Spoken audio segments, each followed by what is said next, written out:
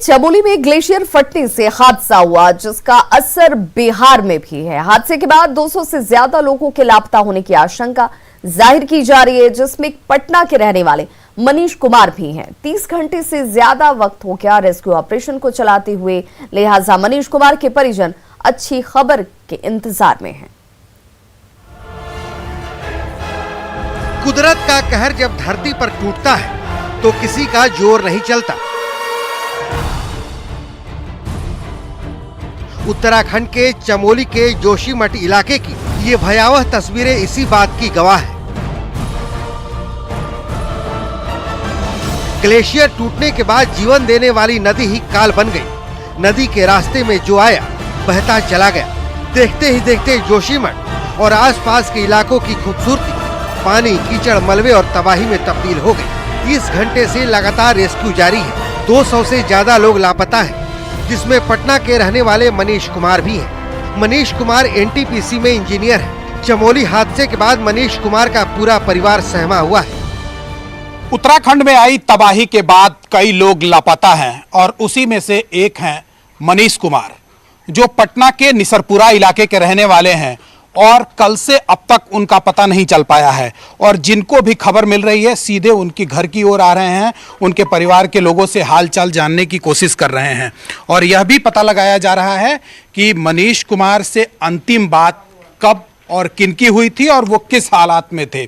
सबसे बड़ी बात यह है कि जैसे ही यह खबर आई उसके बाद से परिवार के लोग उत्तराखंड पहुंचने वाले हैं और कुछ दिन पहले ही उनकी शादी हुई थी। हमारे साथ उनके परिजन मौजूद हैं। ये बताइए, क्या आप लोगों को जानकारी मिली थी और उसके बाद परिवार के कौन लोग गए हैं उत्तराखंड?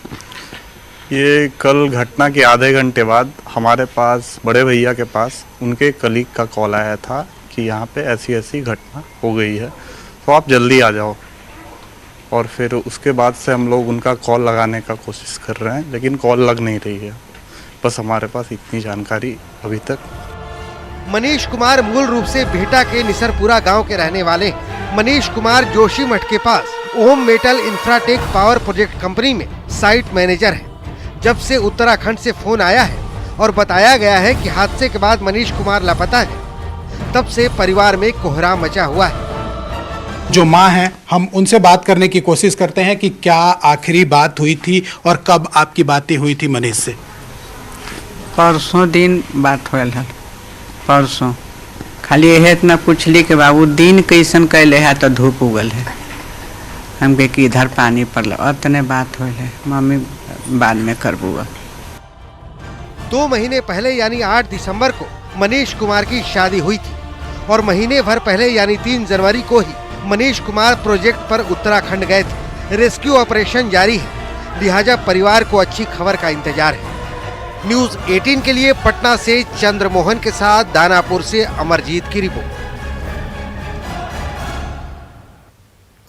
तो उत्तराखंड के चमोली में ग्लेशियर टूटने के बाद सारण के दाऊदपुर प्रखंड के मुन्ना सिंह भी लापता हैं।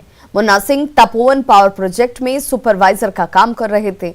रविवार को सुबह 10 बजे तक परिजनों की उनसे बातचीत हुई, लेकिन बाद में कॉल डिस्कनेक्ट हो गया और हादसे की खबर सामने आई, जिसके बाद उनसे किसी तरह का कोई संपर्क नहीं हुआ।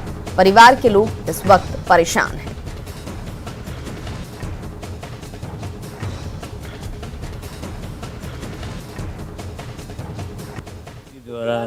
फोन द्वारा मोबाइल द्वारा जब देने लगा तो पता चला कि वहीं पे वो उसी जगह काम कर रहे थे।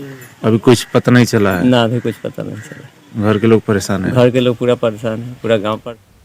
चमोली ग्लेशियर हादसे में मरने वालों की संख्या बढ़कर 20 से ज्यादा हो चुकी है। वहीं 200 से ज्यादा लोग अभी भी लापता हैं। राहत और बचाव में लगी टीमों के सामने ठंड, अंधेरा और दलदल मलबा हटाना ये तमाम बड़ी चुनौतियां हैं।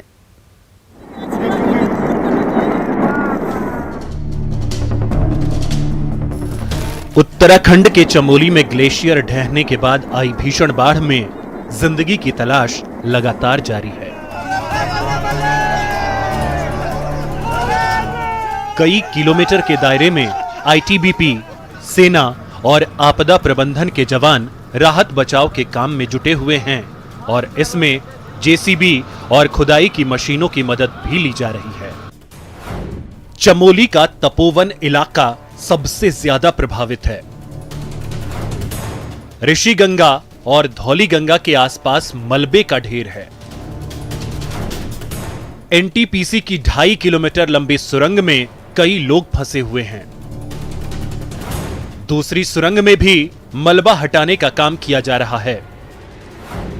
राहत बचाव की टीमों ने 35 से ज्यादा लोगों को निकाला है। उत्तराखंड पुलिस ने 202 लोगों के लापता होने की सूचना दी है।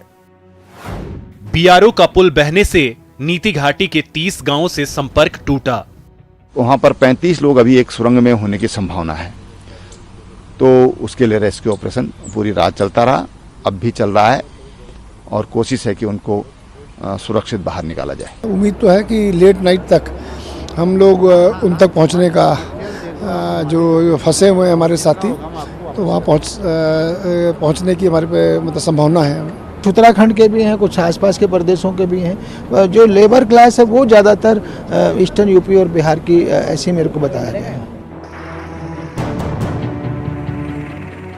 बचाव कार्य में सेना के 200, एनडीआरएफ के 150 और आईटीबीपी के 300 जवान लगाए गए हैं, जिनकी पहली कोशिश सुरंग में फंसे लोगों को निकालने की है, जबकि हेलीकॉप्टर के जरिए संपर्क खो चुके गांवों तक राहत सामग्री पहुंचाई जा रही है। इसके अलावा बाढ़ में बह गए लोगों की तलाश भी की जा रही है। देखते देखते सर पानी में ऐसे बह गए जैसे ताश के पत्ते डूबते, उस तरह से दहते दहते चले गए। सर में टोपी ऐसे दिख रहा है और बह रहा है।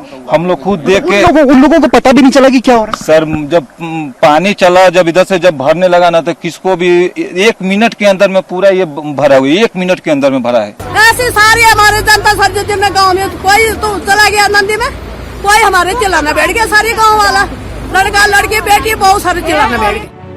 चमोली ग्लेशियर हादसे को 24 घंटे बीत चुके हैं और समय बीतने के साथ जिंदगी की आस धुंधली पड़ रही है। राहत बचाव में लगे जवानों को मनोबल के साथ अब मौसम की मेहरबानी की भी जरूरत है और अगले 24 घंटे राहत बचाव के लिए काफी अहम साबित हो सकते हैं। रेस्क्यू ऑपरेशन अपने आप में एक बड़ा चैलेंज यहां पर है, पर अब देखना होगा कि कितना वक्त इस रेस्क्यू ऑपरेशन में लगता है। लगातार प्रधानमंत्री खुद इसकी मॉनिटरिंग कर रहे हैं और प्रधानमंत्री ने भरोसा दिया है कि कहीं पर भी मदद की जरूरत होगी उत्तराखंड सरकार को, तो पूरी मदद केंद्र की तरफ से दी जाएगी। कैमरा पर्सन दीपक उपाध्याय के साथ दीपांकर भट्ट, न्यूज 18। तो खबरों का सिलसिला लगातार जारी है, आप देखते रहिए न्यूज।